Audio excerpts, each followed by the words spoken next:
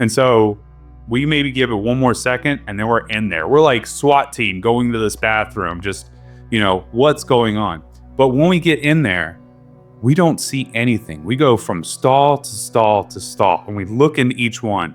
We're looking around and if there could be anybody there. And we see the hand dryer that went off, but there was nothing in that bathroom except for our reflections in the mirror.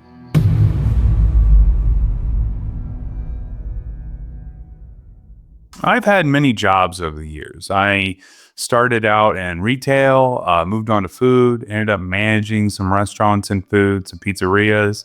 But I'll never forget the time I was a projectionist in North Carolina, because what I saw, heard, and felt there absolutely terrified me. It was the first time anything supernatural had ever happened to me. It was absolutely terrifying. So it was early morning. It's like 6:30 in the morning. I get to my job at the movie theater. The doors open up, and one of my favorite managers, Brad, is there to open the door and let me in. But this morning, Brad didn't look that great. He actually looked very unwell, almost sickly, but not like to the point where he needs to go take, himself to the hospital. But he just looked unwell, and I could tell just by his demeanor, he wasn't happy to be here. And so I come inside, he lets me in. And the first thing I ask him is, man, are you okay? Are you, do you need something? Can I help you out with something? I'm over here, a high schooler. I want to impress the people I work for. I want to try to, make their, make a difference here so I can maybe get some more money or something. And honestly, I just really cared about Brad and how he was doing. But Brad was not doing super hot. In fact, we just had a big storm come through the area, and a tree had fallen on his home, literally a big old oak tree, and knocked a gigantic hole into the roof of this house. So then as a kid, I realized, like, oh man, that was that gigantic storm that just happened that knocked over a tree, hit his house. And now the guy doesn't really have a place to stay. And so where did he stay? He stayed in the movie theater, which is kind of nuts. And he told me he stayed actually in the projectionist booth, which the reason why he stayed there was because it was the coolest there. But, people don't really think about that sort of thing, right? They don't really think about like where the coolest place is in a movie theater. But this is in the middle of summer where it's super duper hot at night, and he needed a place to sleep where he could feel any comfort.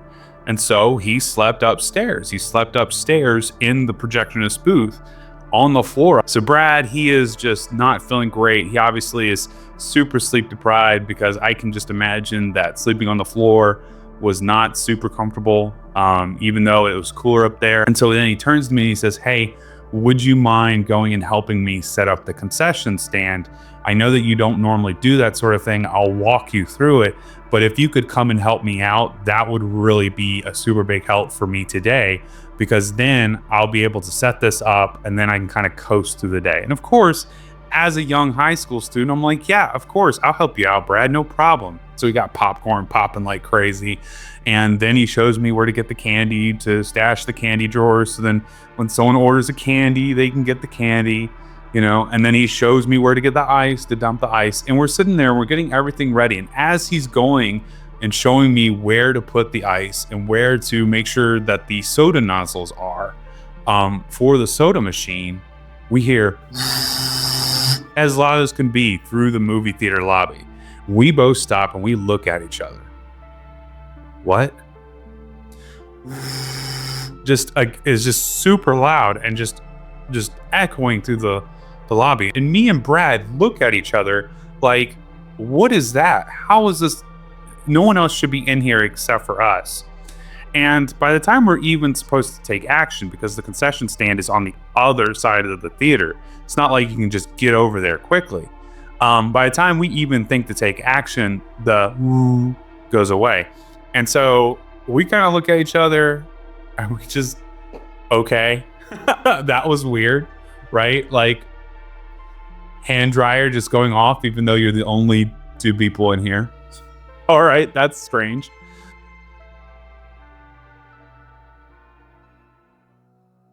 So whatever, we ignore it and we go on, and I helped set up concession stand. We set up and we head back to the manager's desk. And when we get there, he goes through the door, which goes to the other side of the manager's desk, and he sits there so then he can check out the schedule for who's coming in for the day. And I'm on the other side. I'm kind of sitting there and like hanging out with him because we still got a bit of time before, I need to go upstairs and start some movies.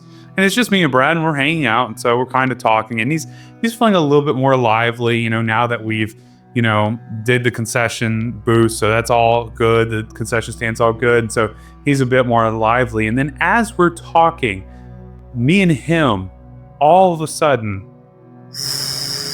the hand dryer goes off again.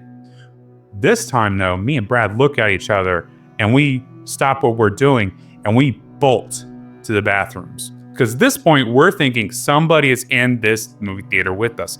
Somebody on the last showing of the movies the night before, maybe they snuck into the bathroom and they decided to stay in there so then they could watch a free movie the next day or something. Or maybe they just wanted a place to stay. Who knows? But we thought somebody is in this movie theater with us. So we bolt to the bathroom, even though in reflection, probably not the best idea. But Brad, he's so nimble. He jumps over to the manager's desk. We're running to the bathroom. And then we realize that the hand dryer is coming from the ladies' restroom. So we comically kind of skirt and stop, right? And then as we stop, we both look at each other and Brad calls out, "Hey, is anybody in there? We're coming in there. If you're using the restroom, we're gonna come in because you're not supposed to be in here, to whoever's in the bathroom." We hear nothing, just a which now has died down. And so we maybe give it one more second and then we're in there. We're like SWAT team going to this bathroom, just, what's going on? But when we get in there, we don't see anything. We go from stall to stall to stall, and we look into each one. We're looking around, and as if there could be anybody there, and we see the hand dryer that went off, but there was nothing in that bathroom except for our reflections in the mirror.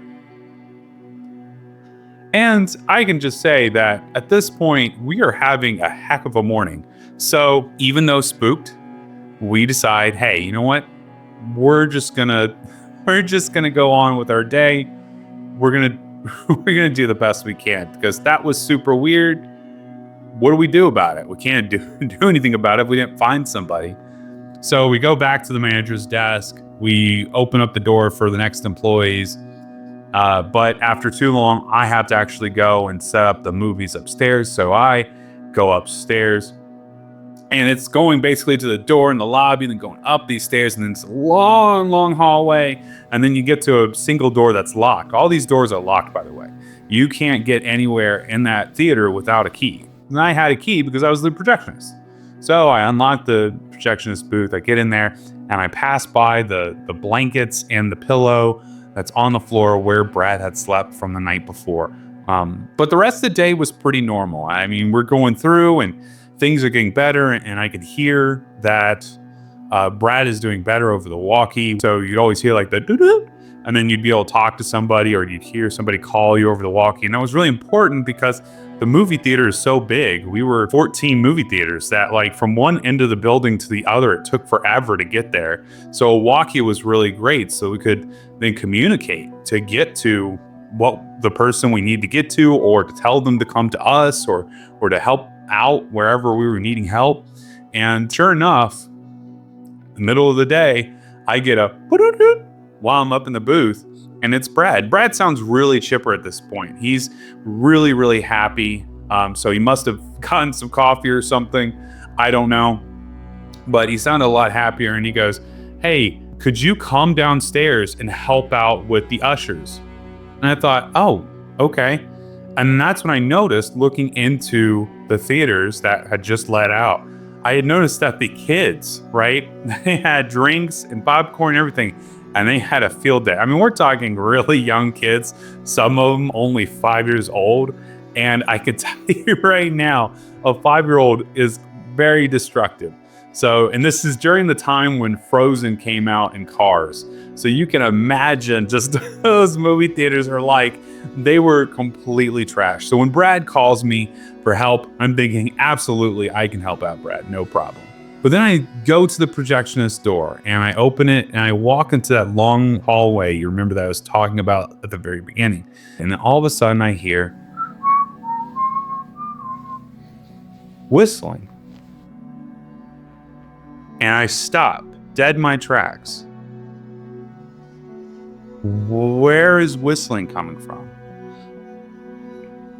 After being spooked from earlier with the hand dryer, now I'm hearing whistling, clear as day. It's a tune of some sort. Someone is whistling a tune that they have in their head.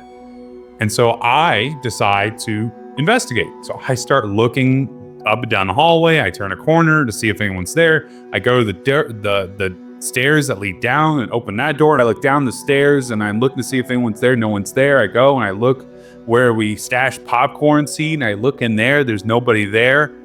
Where did I hear whistling from? And I'm thinking like that was insane. The whistling that I heard was not far away. I'm being, super adventurous by going into where we have the popcorn stashed. But I'm over here like hearing things. It sounded as if somebody was in the hallway with me whistling. And not just whistling like like maybe a projectionist machine had like kind of done something weird and maybe it was a grinding of metal. It was a tune. It was something that was like a tune of a song. And so I immediately am like, look, I don't have time for this. And I'm alone. I'm going downstairs. I'm gonna help out these ushers and just ignore it. And so I did. I ignored it.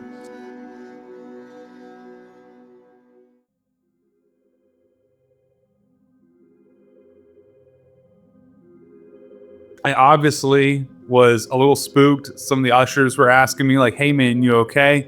I'm like, yeah, I'm okay. And I started cleaning up this huge mess that all these kids left me, drinks and popcorn. But after a while, I actually run into Brad and I see visually that Brad is actually doing a lot better. He's happier. He obviously looked like he had some coffee and maybe some lunch, but he's doing a lot better. And so we're starting now to clean theaters together because it's been that busy. But as we're cleaning, I decide, I have to bring up this whistling thing. I mean, after we just experienced the hand dryer stuff and now I'm hearing whistling, I'm starting to think that there's something going on. I mean, is something going on in this movie theater? Is there somebody in it with us? I just have to ask him about the whistling because after the hand dryer stuff, I'm a little spooked as a high schooler and I'm thinking like, I need to ask him and let him know because maybe there is somebody else in here with us. And if there is, he needs to do something about it. And I mentioned it to Brad and his happier face melts a little bit. His eyes kind of like, and his smile just completely drops. He goes from a very chipper, happy person, even though we're cleaning up after kids, to someone who is sad and almost just annoyed. And so he says, yeah, I've heard whistling all night. I also was hearing it upstairs in the projectionist booth where I was sleeping. I was also hearing clanging and the banging of the building because of the storm, but I was hearing whistling. And I was like, what was the whistling like? And he kind of sat there for a second. He was like, it sounded like somebody was whistling a tune. Okay. So at this point, I am now thinking, there is somebody in here. So I let him know. I said, Brad, I think there's somebody in this theater with us. And he goes, no, there's not. I've had the security guard after you went upstairs. I had him go around and check everywhere. I was like, oh, but did the security guard go upstairs in the projectionist booth? And he goes, no, didn't go in the projectionist booth because no one could get up there without keys. So at this point, I'm a little spooked, to say the least. I'm thinking, okay, there's something up here with me. I'm thinking that there's something up in the projectionist booth, but I'm a naive dumb high schooler. I'm not thinking, hey, I'm gonna suddenly go home and leave. I need this job because I need to buy a car. I need to buy, college supplies. I need to, be a good, high schooler and make enough money to go do things. So I do the dumb thing and I think I'm just gonna ignore it and I'm just gonna go on.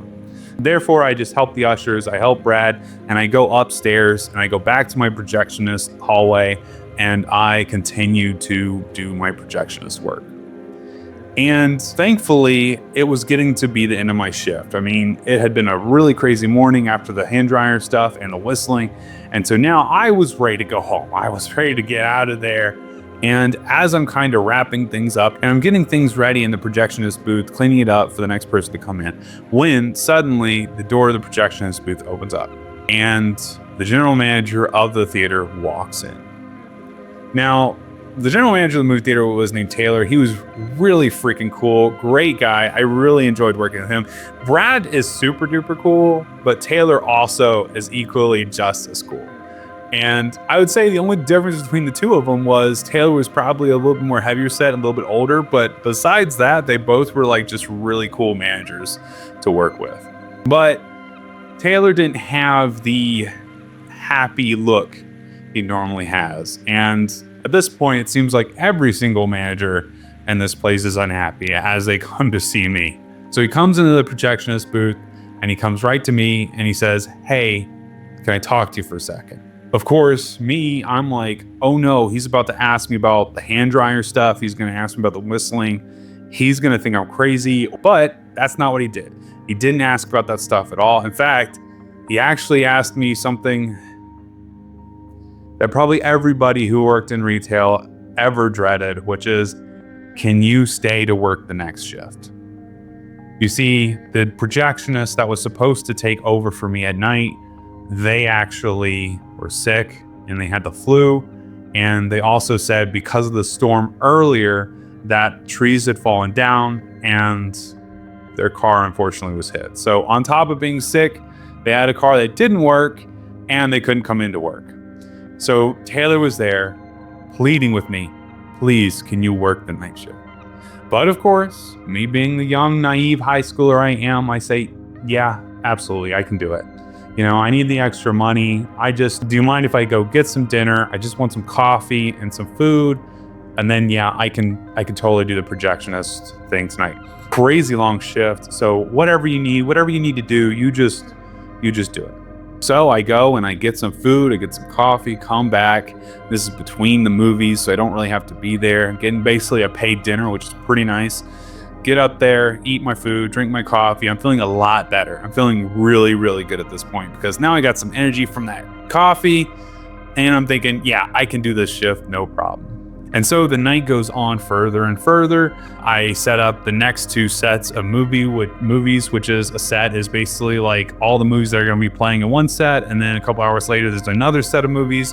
And so I set up all these movies. I get through the first set and the second set of the night. And now we're almost at the third set of the night, the final set, which would be the late night set. But that last set did not go the way I envisioned.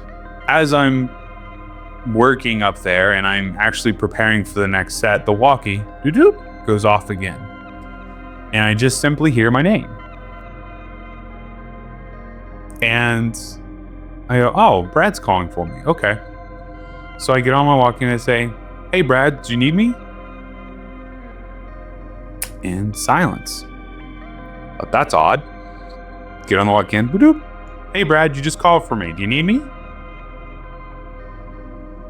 Again, silence. Taylor now comes over the walkie. Hey, you're calling for Brad, but I'm here. Do you need something? And I reply back, hey, where's Brad? He just called for me. And Taylor responds, well, Brad's not here right now. He actually just got a hotel up the street, but I'm here. I'm here to help if you need something. And I'm up here in this projectionist booth alone, and I could have sworn I heard my voice. I just heard it. I heard the badoop. I heard my name being called. So I'm thinking like somebody's playing a prank on me or something. But crazier than that, I heard it in Brad's voice. I heard Brad's voice talk to me.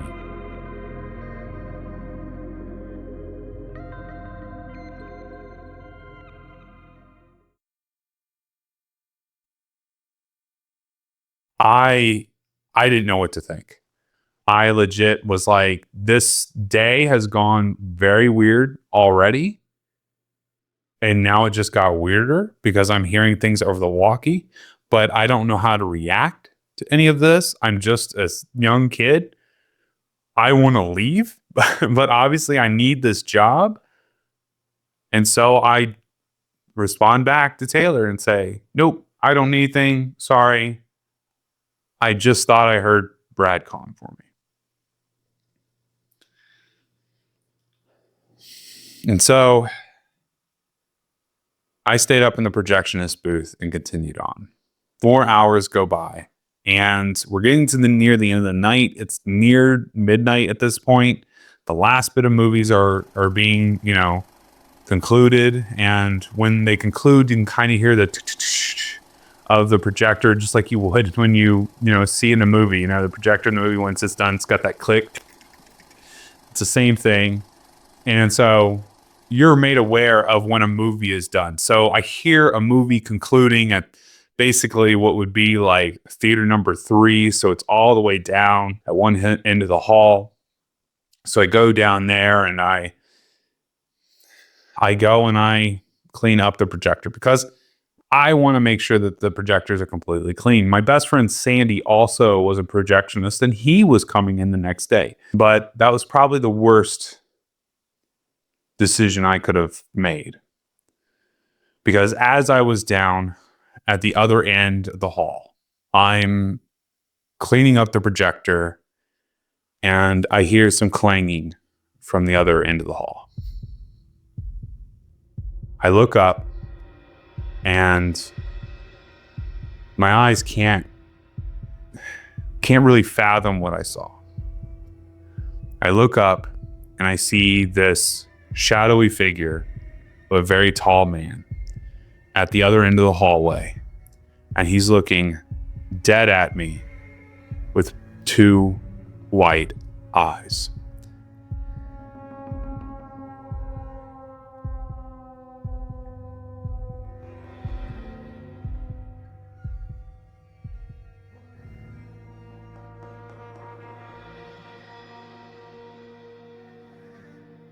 He's huge, over 6 foot easily.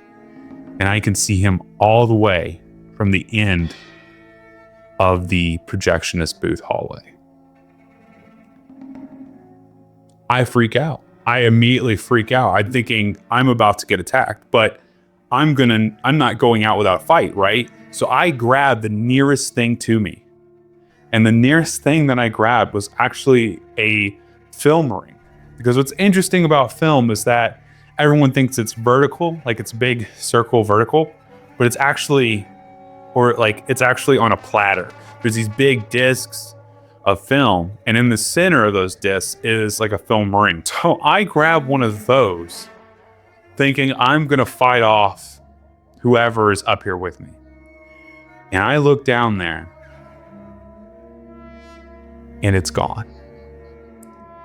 So I'm standing here with this film ring in my hand, just trying to understand what just happened. I decided to leave the booth. I went downstairs and I went right up to Taylor and I said, "Hey, do you mind if I stay here with you for a little while?" And he's like, "That's an odd thing for you to say, but sure." And I explained to him what happened. Now, Taylor was really cool. And he totally was like, "Man, you're just seeing things." And I explained what had happened, during the day to me and Brad. And at the end of the night, I don't have the courage to go up there by myself And so I asked Taylor, hey, can you go upstairs with me to the projectionist booth just to make sure that it's just me and you up there and no one else? So I had that job for over 4 years, and I can confidently say that that was the first time I ever saw something. However, other people at the movie theater that worked there also saw things as well. Some folks reported like seeing like a shadow dart in the rows of seats. Other people reported hearing whistling as well, and the hand dryers, they kept going off, and it was not a consistent thing. It was something that we'd go weeks and then it would go off, and then sometimes it would happen multiple times in a day. But it never seemed to happen when it was a ton of people in the building. It always seemed to happen in the early morning or late at night.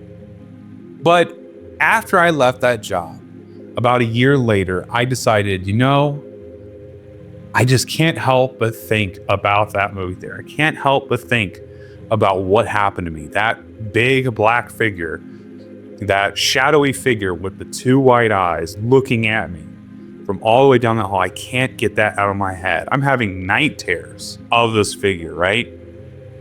And so, against my better judgment, I decide I'm going to research some things about this movie theater.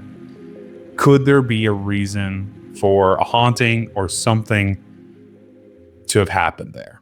And what I found was incredibly chilling. You see, the movie theater had a big parking lot where it shared with a ton of other businesses. And it was also off a major highway. So a ton of truckers would actually get off the highway when they were tired, and they'd come to our parking lot and they would park, and then they would spend the night in the parking lot in the cabins of their trucks. So truckers naturally would come to this parking lot. They would see a movie, have some dinner nearby, and then they would, spend the night there before going on up the highway. But I came across one story of a trucker. One trucker that was having a lot of problems. You see, this trucker had just gone through big hardship with their son, and then another hardship where they were divorced from their wife. So one night while delivering goods, they pulled up to the movie theater. They went and had dinner at a local restaurant, came to our theater, watched a movie, returned to their truck, crawled up into their cabin, and they removed themselves with a shotgun. This happened years before my employment, 10 years to be exact. And truck actually sat in that parking lot for a whole week before one of the managers of the movie theater actually called the authorities. And the authorities came and investigated and found the individual had passed.